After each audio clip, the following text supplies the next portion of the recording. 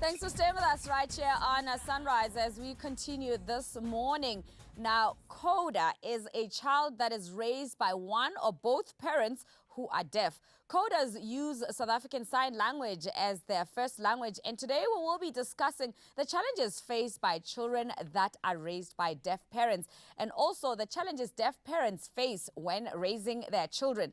Today in studio we are joined by Andiswa, Gebashe, and CODA, and of course we also have Samora Mbuyazi, who is a deaf parent. Good morning to you, ladies, and thanks for joining us this morning. Morning. Morning.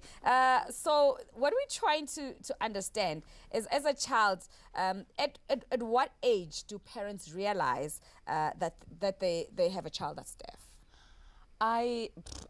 Samora would be equipped to answer that because yeah. I don't know when my parents, when my grandparents realize how your parents are deaf. Yes. Okay.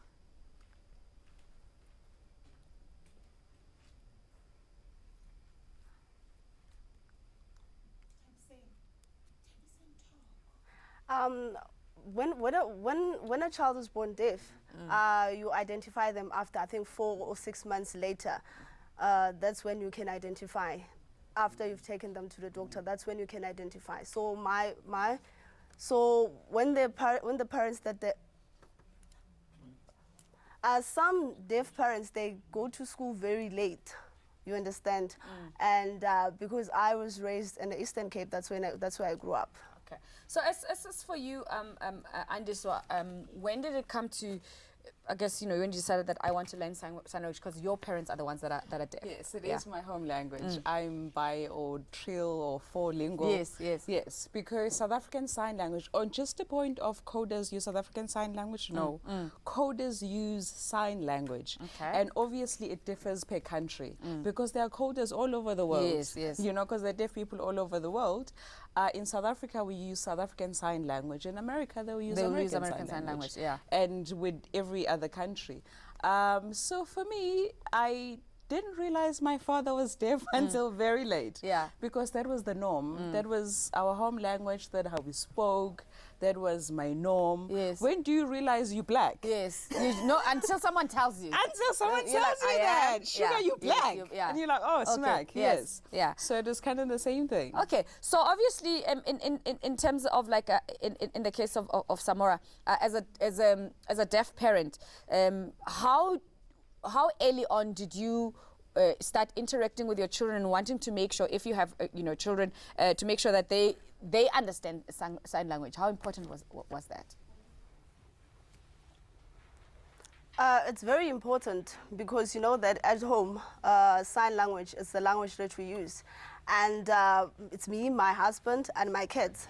When my child was born, and then you know that we would try to voice when we can, but then we use mostly sign language. So most of the time my mother-in-law would be speaking to my child, and then from there, then my child can from there gain or be aware of the language that is being used. But when I talk to my child, that's when I use sign language. So then my mother-in-law would use the language that they speak to my child. Now, in terms of like for you as a child, Andy, so the challenges that you had to face, I guess it wasn't a case in the home because you saying it was your first language, but being out there in the world with your parents, what are some of the challenges as a child that you had to deal with? As CODAs, we face different challenges because it's not the same. For me, for me and my sister, we're very fortunate because we had a very supportive system. My aunts, and so everybody would come, so we would get to speak because they're there. Otherwise, we just sign and don't speak. Some of the challenges is the lack of information that our parents would have because the world is not accessible. Yes. In 24 hours, media only provides 30 minutes, if not less, of any accessibility. But nice things, everyday topics, this and this, they don't have access to that. And because of educational background, they can't even read and saying, I need to breastfeed my child, I need to do this, I need to do that. So those are the challenges that as coders we face.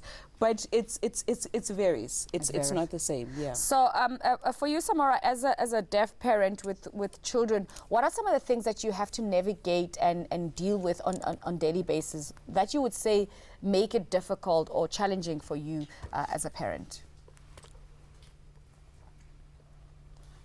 I would say that for me, it's my family most of the time, because as I'm staying with my in-laws, it means that I would tell my child, you need to do this and that, but my in-laws will also intervene. So now my child will be confused as to saying, now who do I listen to? Do I listen to the elders, or do I listen to my mother and my father of what they're telling me? And each and everything is like they don't trust me enough to raise my child. So Right. those are the difficulties that I face. I can imagine that. In terms of like, you spoke about how parents didn't have access to information that hearing parents have. I mean, as a child right now who was raised by deaf parents, when you look back and you look maybe interacting with someone like Samora, what are some of the things that you think parents can do who have deaf children and vice versa? Today it's different because we are fortunate we have technology now. In my era, I'm born in the 80s. There was no FaceTime and this and this. So now there's your internet. Parents like Samora can access your YouTube and they get information because you have people who sign this information to them. But that's why we have CODA South Africa, because we're providing a platform where coders around South Africa, we come together, we share our experiences, we mentor, we encourage, because we didn't have people who said it's okay to be a coder, it's okay to have deaf parents. Child, you're going to be okay. So that's the difference now if you compare to my era when I was growing up.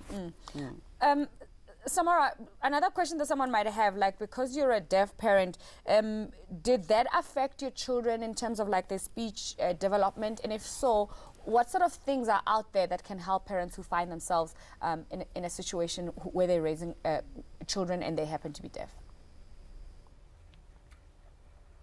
At home, well, our first language is a sign language. So it means that our children will teach them that. But our family members that are there, they use Xhosa and Zulu most of the time. So that it becomes easier for them. So at school as well, they also learn to develop a language because they interact with other hearing kids. So now if ever I need an interpreter, my child will help me because they're bilingual and interpret for me. Okay. And abuse us. Because we don't choose to interpret for our parents. Yes. At an early age, you have to answer telephones. So you're already, you're an adult. It's abuse. Yeah, it's abuse. It's abuse. It's abuse. It's abuse. I'm a coder. Yeah, you're a coder. You can say that. Yes. Okay, great stuff, guys. Thanks very much for talking to us this morning here on the show. And I'm sure it has enlightened a lot of people who find themselves in a similar situation. Well, after all, it is, Mother Tongue Month with Pencil. So there you have it.